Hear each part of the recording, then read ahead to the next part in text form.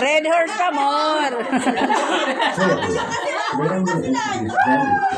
First, let's see how to transfer files between phones. Open Gender on both phones. Tap Send on one and Receive on the other. Then scan a QR code to connect the two phones to the same hotspot. Super easy, right? And in just seconds, your files will be transferred at incredible speeds of up to 40 megabytes per second. Gender handles all your files. Apps, photos, Dance. Can't take my eyes off you.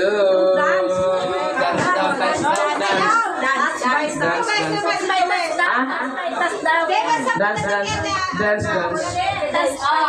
Sabi ni O, sasayaw siya.